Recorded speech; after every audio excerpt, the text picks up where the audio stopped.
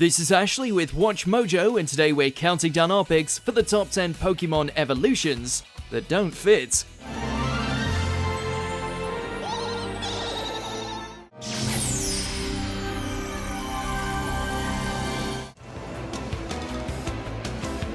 For this list, we'll be going over the Pokemon whose appearances don't match with some or all of the other members of its evolutionary line. Which final form left you baffled? Let us know in the comments, and as always, you can catch me on Twitter at AshJBo, so head over there, give me a follow, and let me know which Pokemon list you want to see next. Number 10, Huntail and Gorebyss.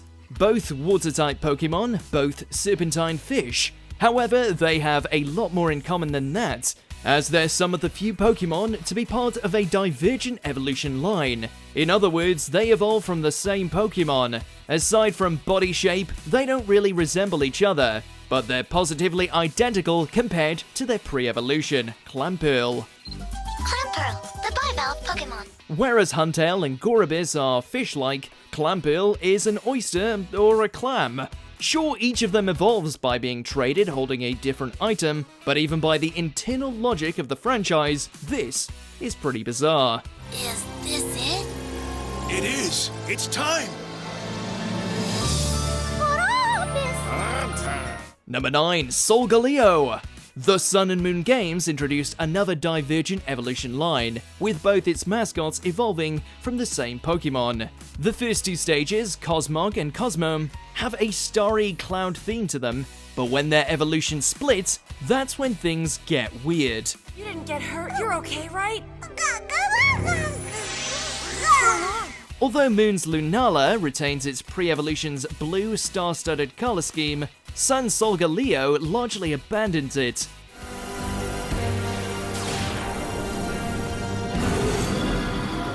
While part of its face has its look, its huge white lion-like body looks nothing like anything from the rest of the line. When it comes to comparing Solgaleo with its relatives, the differences are night and day. Wink wink.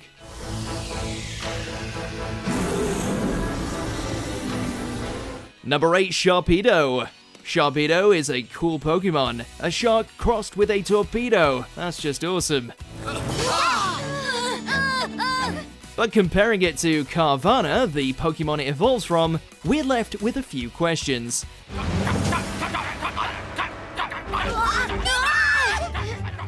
Although Carvanha is based on a fish too, it's a piranha, which is a freshwater fish, while most sharks are found in saltwater. Their blue coloring and shape are sort of similar, but other than that, the differences are stark. We're guessing the mentality behind this one was take a dangerous aquatic predator and just swap it out for an even bigger one. Meowth, should we Do something! Number 7, Toucannon. An appropriately named toucan-like Pokemon with a multicolored striped bill. Despite it being a fitting addition to the Alola region it was introduced in, Toucannon doesn't fit in with the rest of its evolution line.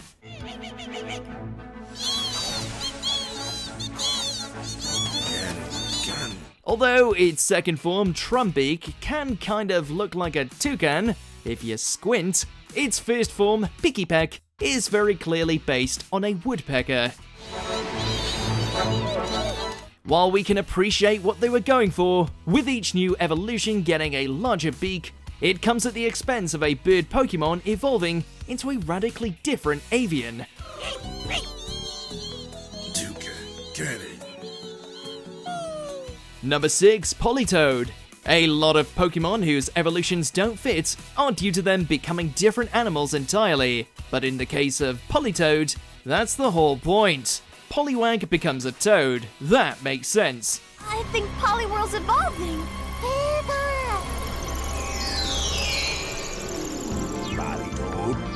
What doesn't track though is how drastically different Politoad looks to Poliwag and Poliwhirl, and even its alternate evolution, Poliwrath.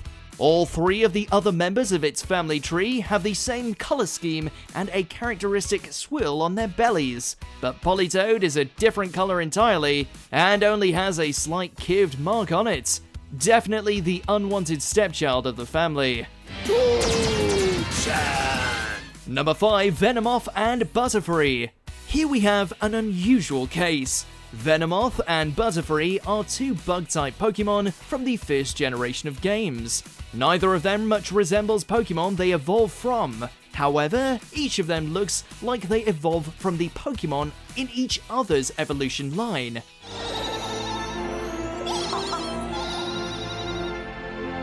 Venonat is purple, has little hands and antennae just like Butterfree. And while less pronounced, Butterfree's pre-evolutions Caterpie and Metapod have eyes, headpieces, and thoraxes that closely resemble Venomoth's. Venomoth, an evolved form of Venonat. While never officially confirmed, many have theorized that the two final evolutions were accidentally swapped during development and never fixed. Number 4, Superior. This grass snake isn't out of place with its pre-evolutions, because it doesn't look like them. Superior absolutely looks like it could come from Snivy and Servine. Superior! Who's that Pokemon? Superior! Rather, it doesn't fit because of something it lacks: arms and legs. Servine! A Servine? Big. Servine! While Snivy and Servine have at least little arms/hands and legs, Superior is a full-on serpent. You could argue that its evolution sees it become progressively more snake-like, but still. You'd think that having limbs would only be helpful, right? Having fewer options to interact with your environment doesn't seem very superior.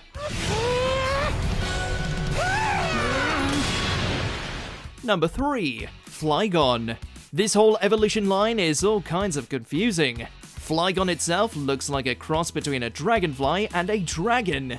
That's fair enough. Yet its two pre-evolutions are quite different. Its first form, Trapinch, looks like an orange snapping turtle. Then its second form, Vibrava, looks like an antlion.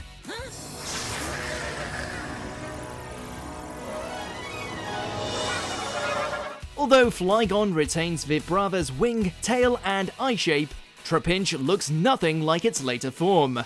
And the real kicker is that none of them are bug types. A Flygon? Secret weapon he's hidden all this time. Sure, there are actual dragonflies called sand dragons, but that still doesn't make this whole line any less bizarre. Number 2, Dragonite. Dragon types are among the most beloved in all of the Pokemon franchise, so it's a minor miracle they're as loved as they are when the first evolution line of dragons started off so weirdly. Dratini is a little blue snake dragon, then it evolves into a slightly bigger, more elegant blue snake dragon.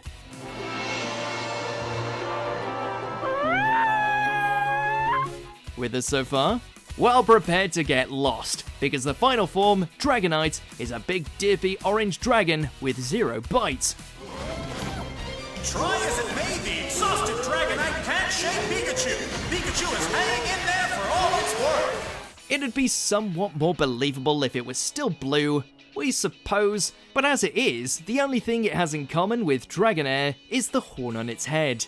Gyarados looks like it evolves from Dragonair more than Dragonite does. We still love him though.